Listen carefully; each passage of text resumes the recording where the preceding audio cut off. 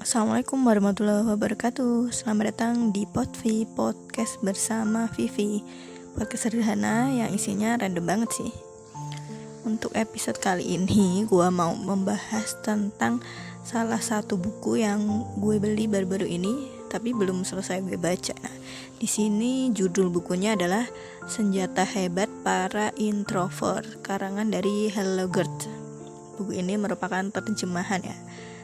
Kenapa gue ingin bahas ini? Karena sebagai seorang introvert akut gue introvert akut ya, dan kalian-kalian yang menjadi seorang introvert yang mungkin merasa introvert itu gak bisa bergaul, introvert itu penyendiri, introvert itu gak bisa sukses, yang ya gue masih sering ngerasa seperti itu sih, bertanya-tanya dalam hati, introvert tuh gimana sih cara suksesnya, atau introvert tuh gimana sih cara bersosialisasi ya, terutama karena beda banget antara extrovert dan introvert. Perbedaan mendasarnya adalah kalau introvert itu ketika mereka bersosialisasi itu semakin menambah energi mereka, sedangkan ketika introvert bersosialisasi, bertemu dengan banyak orang, itu pasti bakal makin habis energinya. Maka seorang introvert itu perlu banget untuk me time atau menyendiri, meng-charging energinya lagi, sehingga ketika bersosialisasi lagi, ketika bertemu dengan banyak orang lagi, dia bisa mengaktualisasi dirinya dengan baik. Nah, di sini di buku Senjata Hebat Para Introvert ini bagus sih isinya. Gue belum selesai baca, tapi di sini gue mau bahas salah satu babnya, yaitu bab 11 dari buku Senjata Hebat Para Introvert karangan Hello Gert. Itu bab 11 tuh membahas tentang energi yang disengaja. Mungkin lebih tepatnya atau lebih mudah dipahaminya adalah energi yang bisa diperoleh dari seorang introvert. Di sini di bukunya di halaman 191 bab 11-nya, si Bren Larson ini salah satu public figure yang memiliki kepribadian introvert, yaitu bintang film superhero wanita pertama dari Marvel. Bren Larson ini dulunya introvert yang mengidap asma. Sekarang ya sama aja, dia masih seorang introvert yang mengidap asma, tetapi sekarang dia sudah mampu melakukan angkatan deadlift 102 kg, bantingan judo, hip thrust 181 kg, 10 pull up berturut-turut.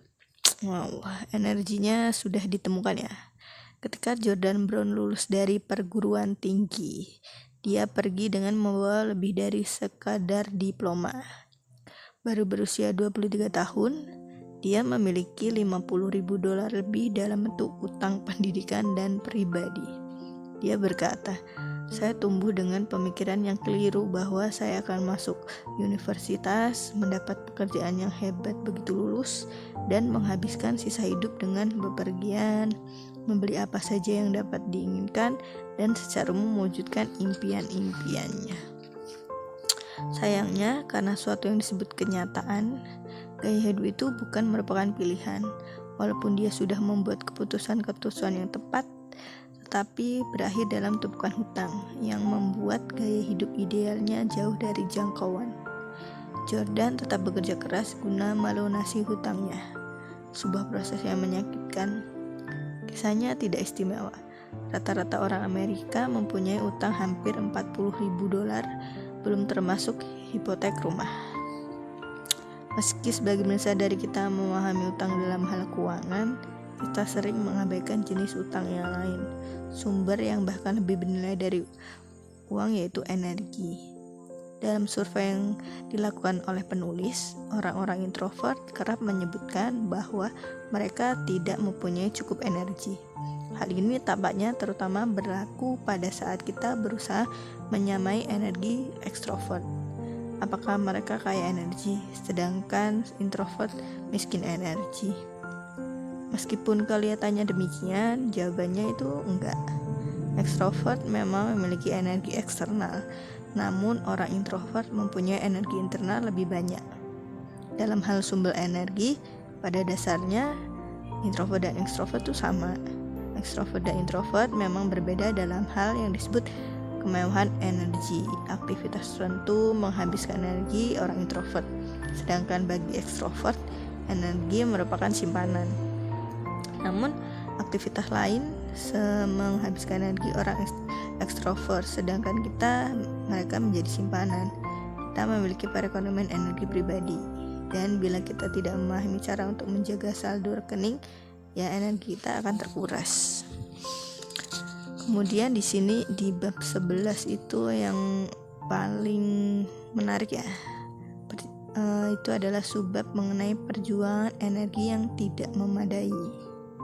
Terus ada juga di sini yang lebih mudah kita pahami ya, yaitu kekuatan energi seorang introvert yang disengaja.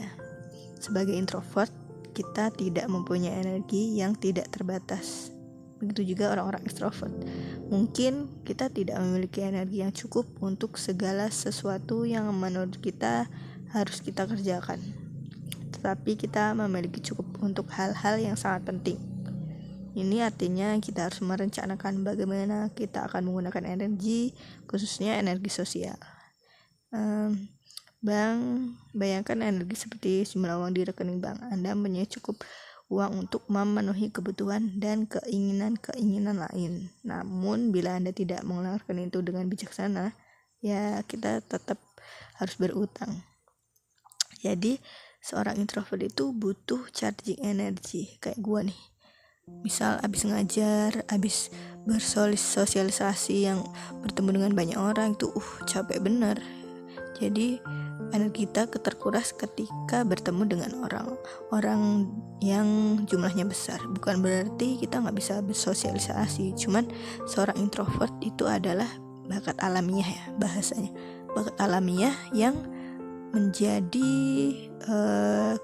kelebihan sih. Jadi kita ketika sudah bersosialisasi, jangan merasa gua nggak bisa bersosialisasi nih, habis bersosialisasi kok capek bener, gua antisosial. Bukan dong. Introvert itu bisa bersosialisasi, introvert bisa berinteraksi dengan banyak orang. Cuman karena bakat kita adalah introvert, jadi setelah bersosialisasi energi kita terserap, maka untuk mendapatkan energi lagi kita membutuhkan me time. Salah satu me time yang paling ampuh sih bagi gua sebagai seorang introvert itu adalah tidur. Jadi habis sosialisasi capek, tidur. Nah setelah tidur maka energinya akan stabil kembali. Ya sebagai seorang introvert kita harus bisa memanage diri kita sendiri. Ketika sudah capek, ya jangan dipaksakan. Kita harus punya waktu untuk charge energi, apalagi melihat pemandangan alam, terutama introvert yang memiliki tipe pemikiran thinking seperti gua, yaitu thinking introvert. Ada juga bahasan tentang makanan dan minuman. Di sini bahasanya adalah makanan atau minuman apapun yang merangsang sistem saraf pusat merugikan bagi introvert. Ketika sistem saraf kita menjadi terangsang, mereka membakar lebih banyak energi apapun yang sedang kita lakukan. Bila efeknya memudar, kita pun mengalami penurunan energi dan suasana hati. Yang termasuk di dalam kategori ini adalah kopi, soda, produk-produk lain yang mengandung kafein. Gula, tepung terigu, dan berbagai makanan olahan juga termasuk dalam daftar tersebut. Mungkin di buku ini menjelaskan bahwa introvert itu tidak membutuhkan makanan-makanan yang merangsang sistem saraf pusat kayak kopi, soda, dan produk-produk yang mengandung kafein.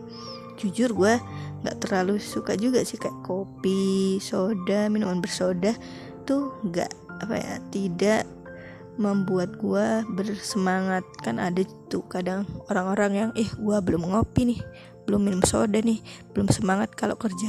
Gue bahkan malah lebih seneng kayak minuman air putih, minuman manis aja untuk membuat mood kerja gue kembali. Jadi setiap orang itu punya mood makan dan minuman masing-masing. Di sini penulis tidak menganjurkan agar kita sama sekali menghindari makanan dan minuman ini, seperti latte, susu almond. Yang penting adalah memilih berapa banyak energi yang ingin kita keluarkan. Pada awal usia 20-an, sarapan pagi penulis adalah 1 kue muffin coklat dan kue mocha. Dia mengalami peningkatan kegelisahan pada pagi hari dan kelelahan yang disebabkan oleh kegelisahan itu pada siang harinya. Sekarang hampir setiap hari makan telur. Kue muffin atau mocha menjadi kemewahan yang sesekali saya menikmati, tetapi bukan pengeluaran sehari-hari.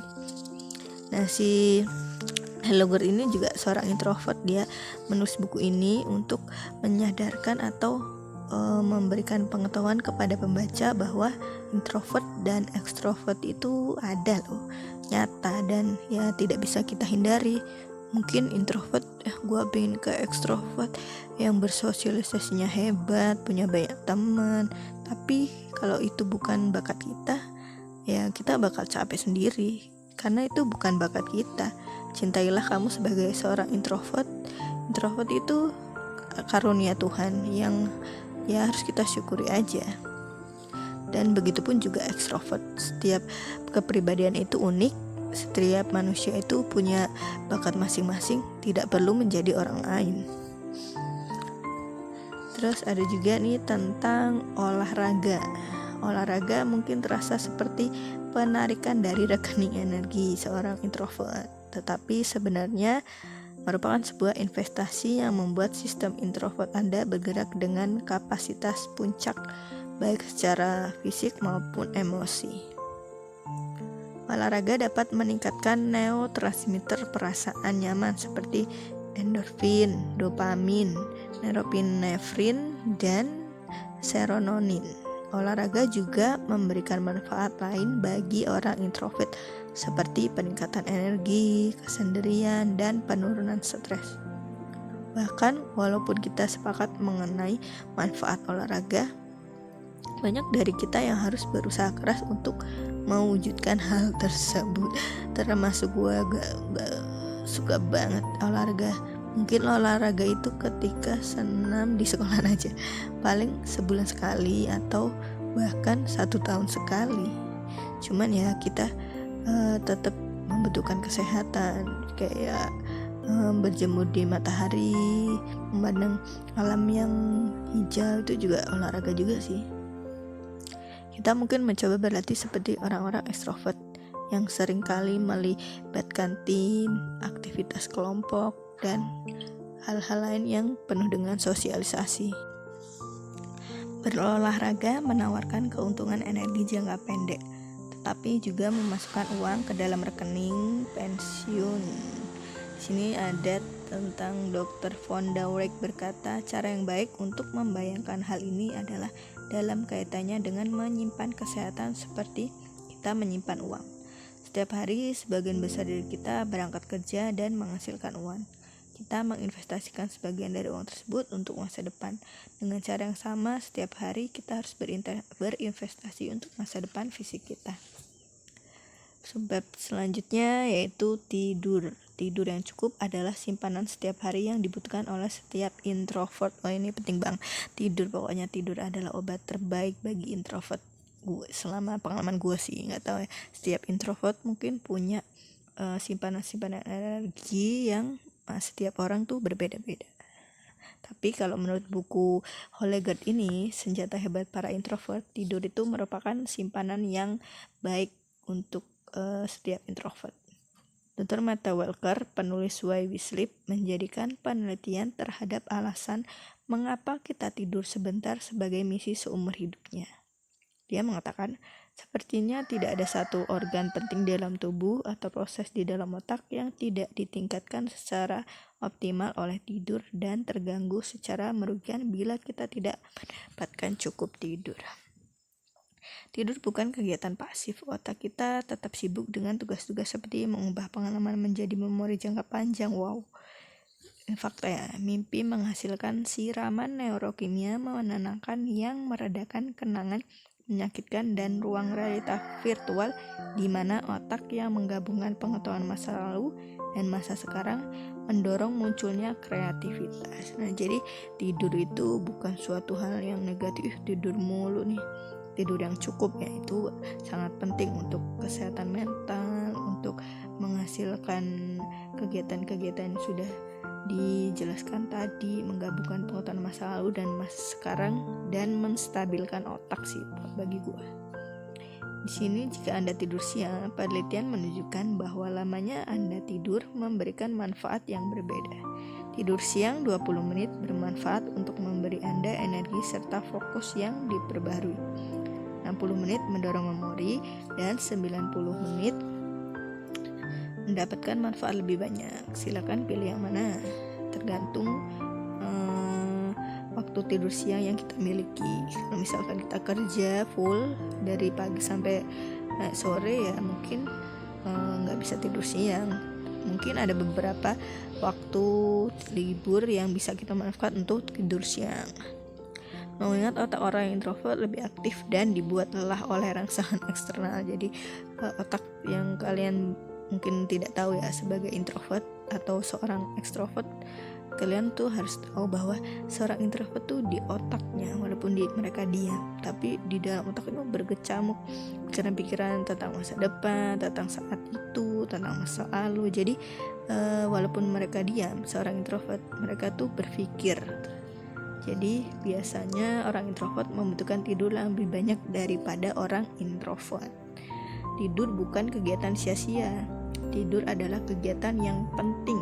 Setelah melakukan penelitian selama berpuluh tahun, Walker menyimpulkan tidur merupakan satu-satunya hal paling efektif yang bisa kita lakukan untuk menyetel kembali otak dan kesehatan tubuh kita setiap hari. Ini penting banget nih bagi seorang introvert. Nah, introvert jangan pernah merasa bersalah untuk tidur siang, untuk tidur lebih cepat atau tidur pada saat Anda membutuhkannya. Ini mendukung banget nih. Ini penelitian yang dilakukan oleh Walker selama berpuluh-puluh tahun ya. Ini bukan suatu opini, bukan sebuah pengada-adaan dari si Hollywood. Ini fakta bahwa seorang introvert sangat membutuhkan namanya tidur. Makanya kayak gua nih introvert bisa dibilang pelor ya.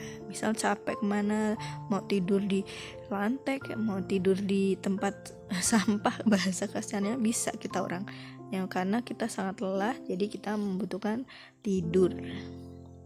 Ketahuilah berapa banyak tidur yang Anda butuhkan dan lakukanlah apa saja yang bisa Anda lakukan untuk mendapatkannya. Anggap tidur sebentar sebagai hal yang penting bagi kesehatan serta kesuksesan Anda secara keseluruhan. Sebuah catatan, tidur berlebihan bisa jadi merupakan gejala depresi. Nah, ini kalau tidur yang cukup bagus untuk introvert, tapi kalau tidur terus mungkin stres sih. Gue pernah sih seharian tidur aja, karena stres, banyak mikir. Bila Anda tidak pernah merasa cukup beristirahat, bahkan ketika banyak tidur atau ingin tidur sepanjang hari, konsultasikan dengan dokter atau konselor Anda. Oke, cukup sekian dulu ya, udah 19 menit mengenai senjata hebat para introvert bab 11. Kita lanjut di podcast selanjutnya. Thank you so much, fighting introvert.